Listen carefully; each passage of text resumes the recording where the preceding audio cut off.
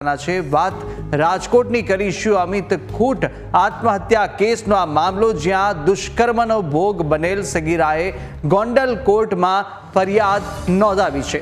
પૂર્વ ધારાસભ્ય જયરાજસિંહ જાડેજા પુત્ર ગણેશ જાડેજા સામે ફરિયાદ નોંધાવી 6 પીઆઈ સહિત કુલ 28 લોકો સામે સગીરાએ ફરિયાદ નોંધાવી છે।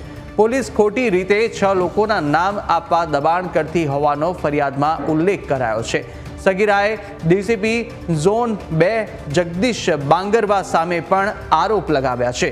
તો ડીસીપીએ સગીરાને તું 5 ફૂટની છો અને મોડલ બનવું છે તેવું કહ્યું હોવાનો પણ ફરિયાદમાં ઉલ્લેખ કર્યો। સમગ્ર મામલે તપાસ એસએમસીને સોંપવામાં આવે તેવી પણ માંગ કરવામાં આવી છે। કોર્ટે 1 જુલાઈ 2025 સુધીમાં સીસીટીવી ફૂટેજ રજૂ કરવા માટે પોલીસને નિર્દેશ પણ કર્યો છે। અમિત ખૂટ આત્મહત્યા કેસમાં અનેક ઉતાર ચઢાવ આવ્યા અને હવે દુષ્કર્મની ફરિયાદ કરનાર સગીરાએ ગોંડલ કોર્ટમાં ફરિયાદ કરી। સગીરાએ ગોંડલ કોર્ટમાં પૂર્વ ધારાસભ્ય જયરાજસિંહ જાડેજા અને પુત્ર ગણેશ જાડેજા સામે ફરિયાદ નોંધાવી છે। 6 પીઆઈ સહિત કુલ 28 લોકો સામે ફરિયાદ નોંધાઈ અને સગીરાના નિવેદન બાદ કોર્ટે 1 જુલાઈ 2025 સુધીમાં સીસીટીવી ફૂટેજ રજૂ કરવા પોલીસને નિર્દેશ કર્યો છે। સગીરાએ ફરિયાદમાં પોલીસ ખોટી રીતે 6 લોકોના નામ આપવા દબાણ કરતી હોવાનો ઉલ્લેખ કર્યો છે।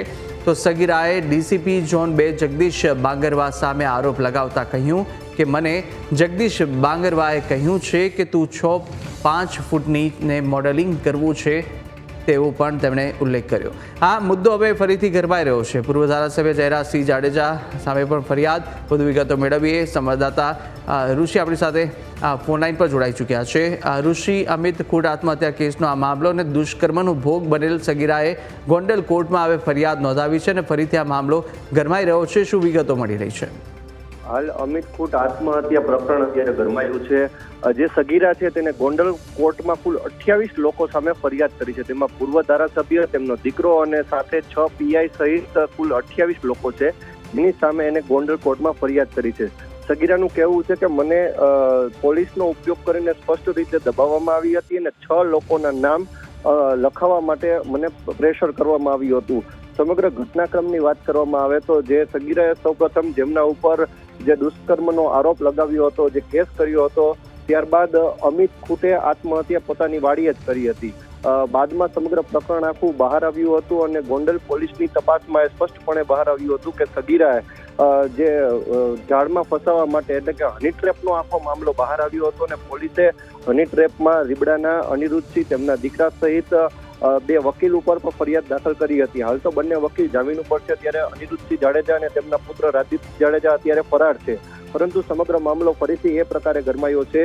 જે સગીરા છે તેને કોર્ટમાં ફરિયાદ કરી છે। 28 લોકો સામે જ્યારે આ ફરિયાદ થઈ છે ત્યારે થોડા દિવસ પહેલા જ સગીરાના પિતા પોતાની પુત્રી ખોટી હોવાનું પણ જણાવી રહ્યા હતા। હાલ તો ખરેખર પોલીસ તપાસ બાદ જ સમગ્ર ઘટનાક્રમ સાચો શું છે તે બહાર આવવાની શક્યતા છે। ત્યારે હવે કોર્ટની કાર્યવાહી ઉપર સૌની નજર છે।